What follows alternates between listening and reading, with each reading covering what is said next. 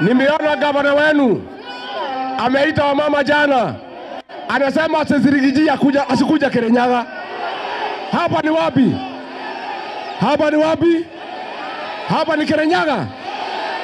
Sasa katika siasa ya Kenya, ngoja kidogo, katika siasa ya Kenya hapa Mwea na Kirinyaga kisiasa, hii ni bedroom ya nani? Hii ni bedroom ya nani?